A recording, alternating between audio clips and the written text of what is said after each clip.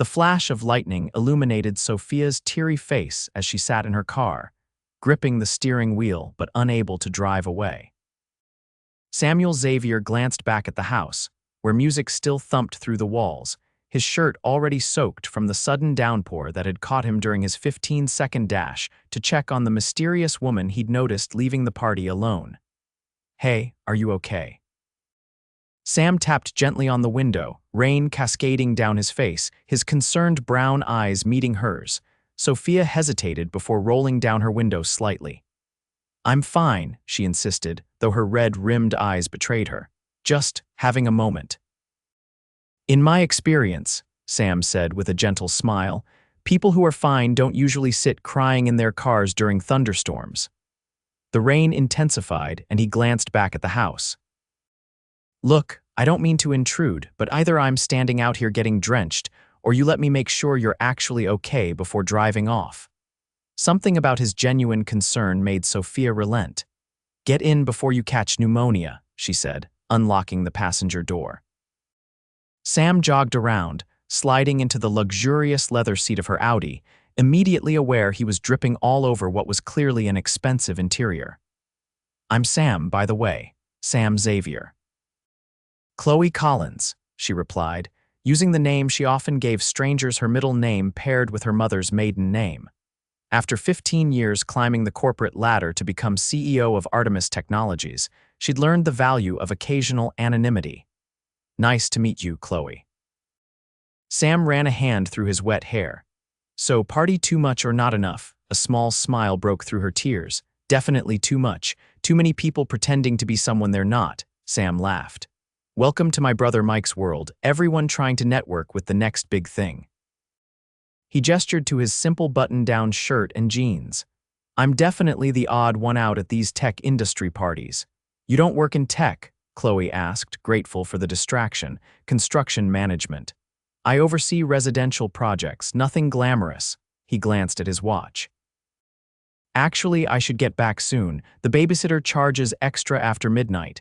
"You have kids?" Chloe asked, suddenly more interested. "A daughter, Emma. She's 6 and the absolute center of my universe." The warmth in his voice was unmistakable. "Her mom's not in the picture anymore, so it's just us."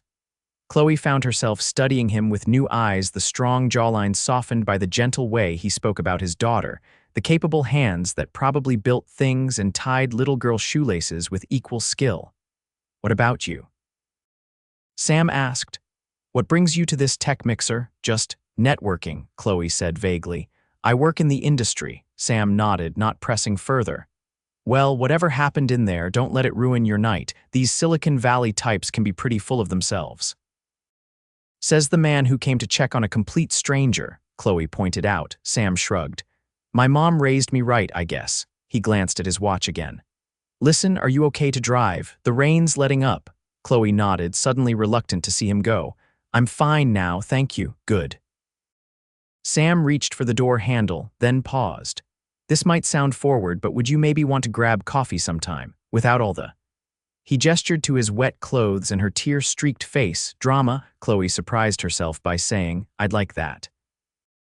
They exchanged numbers, and Sam dashed back to the house while Chloe sat watching him go, wondering what had possessed her to give her personal number to a complete stranger, even if he did have kind eyes and shoulders broad enough to carry what seemed like the weight of single parenthood with grace.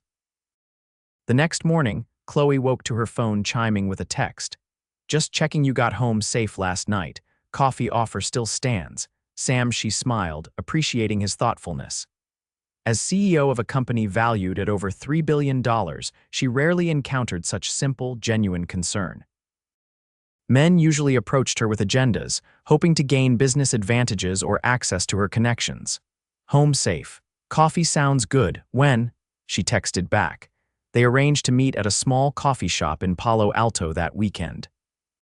Chloe deliberately dressed down in jeans and a simple blouse, her hair in a casual ponytail. She arrived early, surprised to find Sam already there with a small girl beside him. "Sorry," he said immediately upon seeing her. "Babysitter canceled last minute. This is Emma." "Emma, this is my friend Chloe." Emma, a miniature version of Sam with curious hazel eyes and dark curls, regarded Chloe seriously. "Do you like unicorns?" she asked without preamble. Chloe crouched to Emma's level. "I think unicorns are magnificent," she answered solemnly. Emma nodded, satisfied. "Daddy says I can have hot chocolate with whipped cream if I'm good." "That sounds like a fair deal," Chloe said, standing and meeting Sam's apologetic gaze. "I really am sorry," he whispered as they got in line. "I can reschedule if this isn't what you signed up for." "Don't be ridiculous," Chloe said, surprising herself with how much she meant it. "I'm happy to meet Emma." They found a table after ordering, and Emma immediately pulled out a coloring book and crayons from her small backpack. "Daddy says you were sad at the party," she stated, carefully coloring a purple mane on a unicorn. "Emma," Sam scolded gently. "Remember our talk about private conversations." "It's okay," Chloe assured him. "Yes, Emma, I was feeling a little sad, but your dad was very kind to me." "He's the kindest daddy ever," Emma informed her seriously. "He makes pancakes shaped like stars and fixes everything that breaks and never ever yells, even when I accidentally spilled juice on his important papers." Sam winced. "Those important papers were just work estimates, nothing irreplaceable," he explained to Chloe. As they sipped their coffees and Emma's hot chocolate, Chloe found herself increasingly charmed by their dynamic.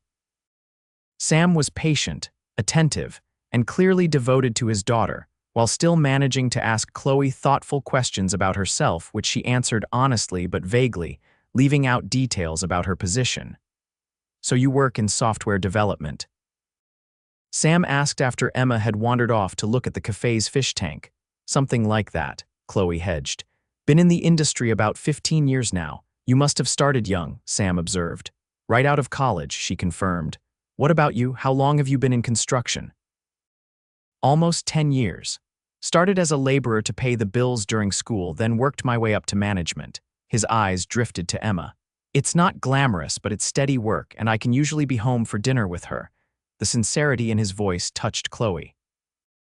In her world of executive suites and board meetings, such simple priorities seemed almost foreign and refreshing. When it was time to leave, Emma insisted on hugging Chloe goodbye. "Can she come see our house, Daddy?" she asked. Sam flushed slightly. "Emma, we don't invite people over the first time we meet them." "Why not? She's nice and she likes unicorns," Chloe laughed. "High praise indeed, and for the record, I'd love to see your house sometime." Sam's smile lit up his face. "I'd like that too." Over the next few weeks, they began seeing each other regularly. Chloe found herself scheduling meetings around their dates, something she'd never done for anyone before. She met Sam at parks where Emma could play, at family-friendly restaurants, and once at a children's museum where Emma proudly showed her every exhibit. She learned that Sam had been raising Emma alone since his ex-wife had left when Emma was barely 2, claiming parenthood wasn't what she'd expected. He worked hard to provide a stable home, often taking on extra projects to build Emma's college fund. He never complained about the challenges of single parenthood, though Chloe could see the occasional exhaustion in his eyes when Emma had a particularly energetic day. For his part, Sam seemed increasingly intrigued by Chloe, though she could tell he was puzzled by certain aspects of her life, her vague descriptions of her work, her flexibility despite claiming to have a demanding job, the way she sometimes took calls in private. "You're a bit of a mystery, Chloe Collins," he said one evening as they walked along the waterfront while Emma ran ahead to feed ducks. "But a very beautiful one." Chloe felt a pang of guilt at her continued deception. She'd been careful to keep their dates away from places where she might be recognized, and she'd told only her assistant about Sam. The longer they dated, the harder it became to explain why she'd concealed her identity. The truth was, she was falling for him for his integrity, his devotion to Emma, the way he looked at the world with both practicality and hope. She feared that revealing herself as Chloe Catherine Carter, CEO of Artemis Technologies, would irrevocably change their dynamic. Her opportunity to come clean presented itself unexpectedly a month into their relationship. They'd planned a Saturday picnic, but Sam called that morning, his voice tight with stress.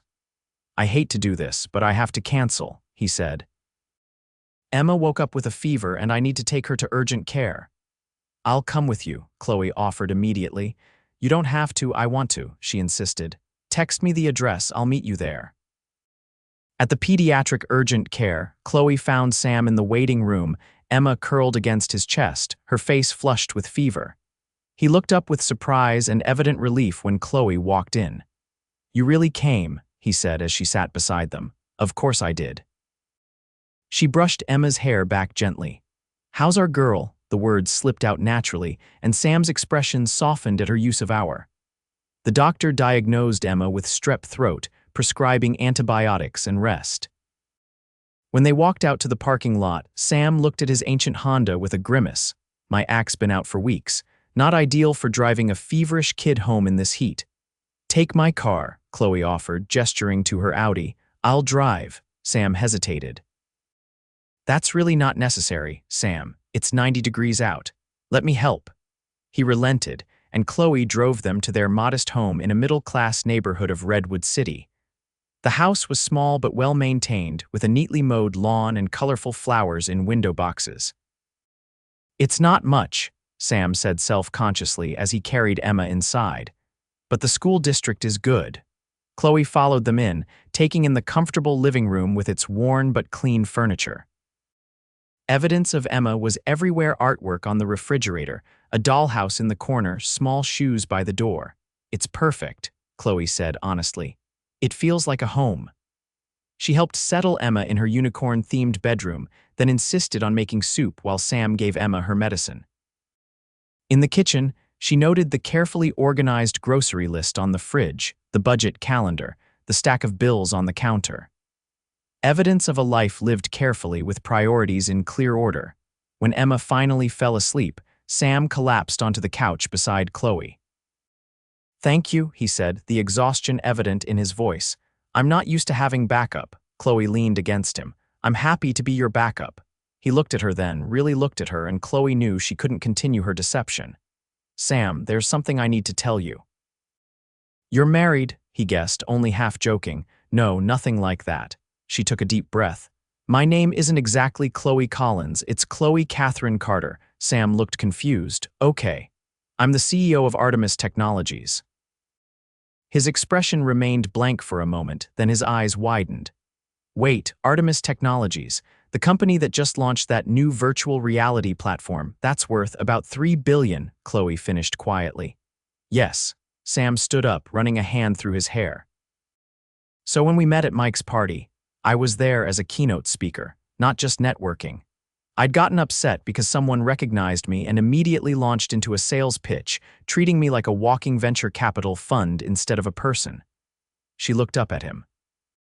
When you came to check on me, you had no idea who I was. You were just being kind.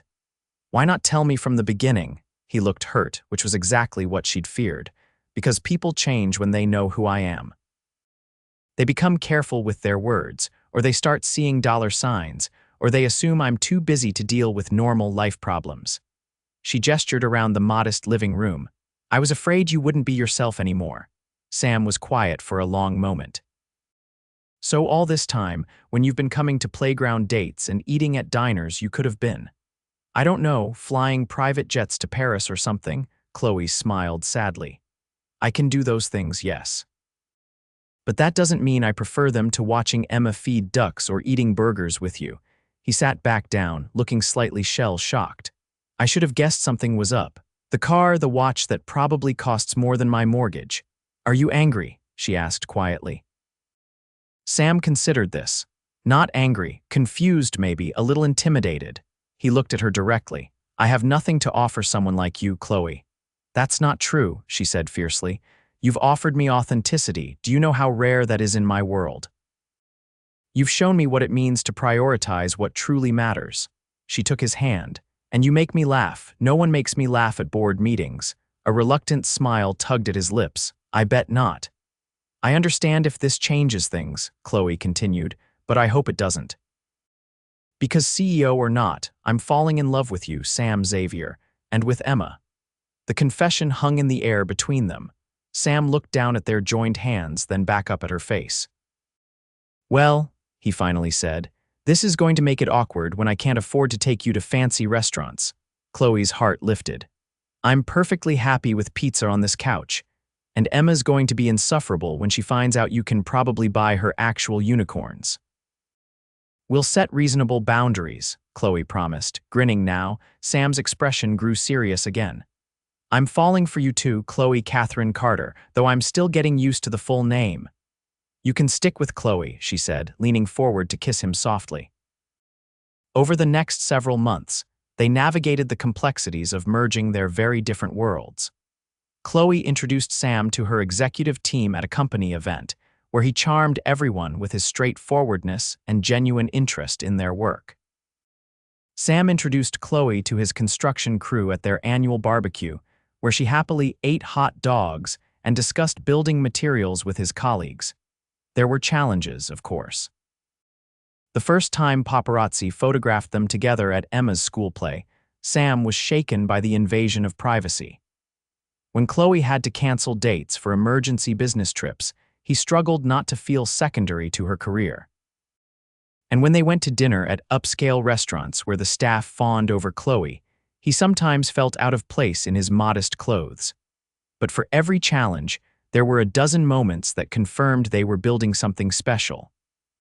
Chloe appearing at Emma's career day to talk about technology, carefully downplaying her position while still inspiring the young girls in the class. Sam teaching Chloe how to patch drywall in her penthouse when she mentioned hiring someone to fix a small hole. The three of them creating Sunday morning pancake traditions, with Emma insisting Chloe's star-shaped attempts were even better than Daddy's because they're more abstract. 6 months after their coffee shop date, Chloe found herself sitting in Sam's backyard on a warm spring evening. Emma had gone to bed, and they were sharing a bottle of wine under string lights Sam had installed along the fence. I've been thinking, Sam said, looking uncharacteristically nervous. Dangerous, Chloe teased, though her heart had begun to race at his serious tone. My lease is up next month, he continued. And I know it's fast, but Emma and I have been talking. We were wondering if you might consider us moving in with you, or you moving in here, though your place is admittedly nicer. Yes, Chloe interrupted. But not to my penthouse. It's not really a home. Sam looked puzzled. Then where? Chloe took a deep breath. I've been looking at houses. Family houses with yards and good school districts. Places where Emma could have friends over and we could have a dog and maybe room to grow. Sam's eyes widened. Room to grow. If that's something you might want, someday. Chloe suddenly felt vulnerable.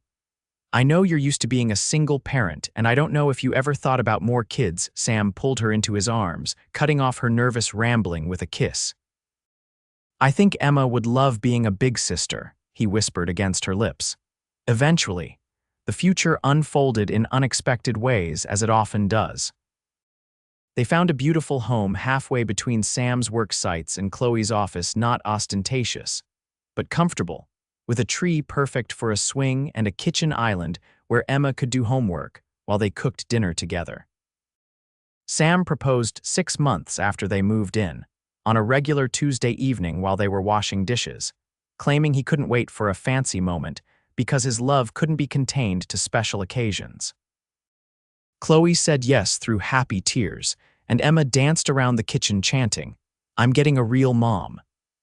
They married in a small ceremony in their backyard, with Emma as the flower girl and ring bearer combined.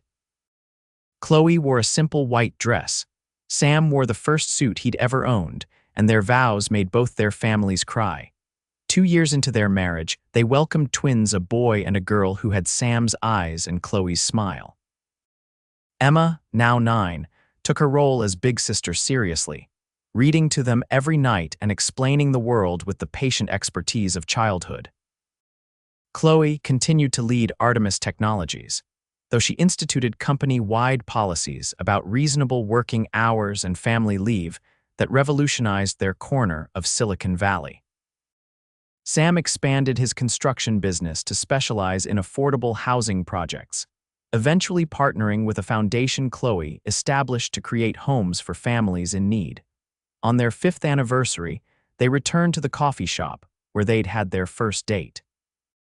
Emma, now 11, stayed home to watch her siblings with Chloe's trusted assistant supervising. "Do you ever wonder what would have happened if I hadn't walked you to your car that night?" Sam asked as they shared a piece of chocolate cake. Chloe considered this. "I think the universe would have found another way to bring us together. We were meant to happen, Sam Xavier." He reached across the table to take her hand, his wedding ring catching the light. "Best impulse decision I ever made, checking on the crying woman in the fancy car. And the best night of vulnerability I ever allowed myself," Chloe agreed. Who knew that admitting I wasn't okay would lead to everything being more than okay? They lingered over coffee, talking about their children, their work, their dreams for the future, all the ordinary, extraordinary pieces of the life they'd built together. A life that had begun with a simple act of kindness during a rainstorm, when a struggling single dad had walked a CEO to her car, neither of them knowing they'd just met the person who would change everything. Later that night, as they lay in bed with the sounds of their sleeping children coming through the baby monitor, Chloe traced the lines of Sam's face with her fingertip. "What are you thinking?" he asked sleepily. "That some people spend their whole lives accumulating wealth and power, thinking it will make them happy," she murmured. "And all it took for me was a man who noticed I was crying and cared enough to get soaking wet making sure I was okay." Sam pulled her closer. "And all it took for me was a woman who saw value in a life built around love rather than ambition." "We're the lucky ones," Chloe whispered, resting her head on his chest, listening to the steady heartbeat that had become the rhythm of her life. "The luckiest," Sam agreed, pressing a kiss to her forehead as they drifted toward sleep, secure in the knowledge that sometimes the greatest fortunes have nothing to do with money at all.